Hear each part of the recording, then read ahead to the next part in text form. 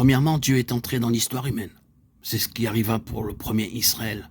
Là, bien loin, à Our, en Chaldée, une contrée païenne où se trouvaient 2000 autres dieux, le Dieu de gloire parut et changea le cours de l'histoire. Il fit ainsi le premier pas pour former Israël. Le premier chapitre de Jean nous présente le Dieu de gloire qui se manifeste dans l'histoire humaine d'une nouvelle manière. Tout cela se trouve naturellement dans notre Bible, dans l'Ancien et le Nouveau Testament, et nous pouvons l'avoir accepté mentalement en le considérant d'une manière objective.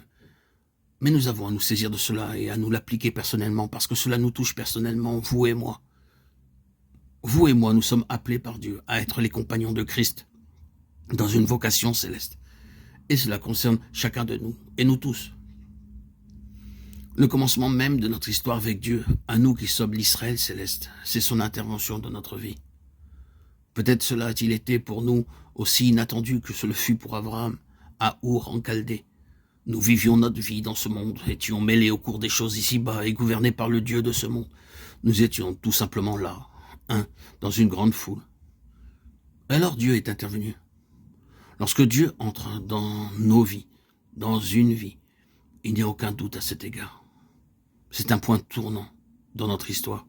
Et la nature du changement, c'est que nous n'appartenons plus à ce monde. Nous sommes devenus membres d'un nouvel Israël, d'un peuple céleste dont la nature est spirituelle.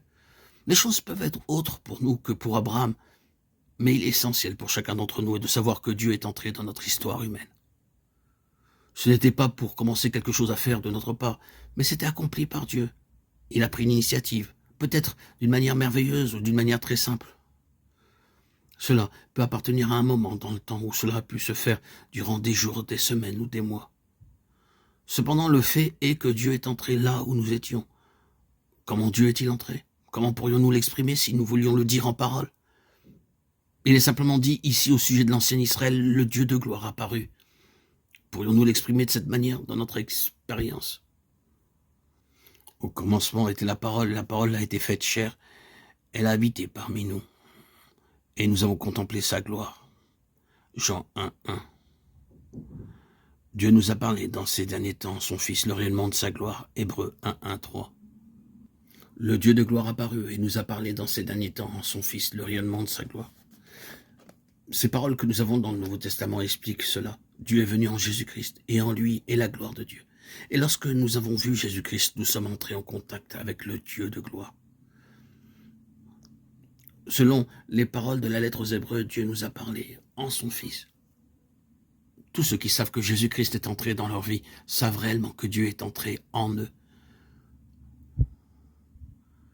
Ainsi, Jean, après avoir dit que la parole a été faite chair et a habité parmi nous, dit « Et nous avons contemplé sa gloire, une gloire telle qu'est celle du Fils unique, venu d'auprès du Père. »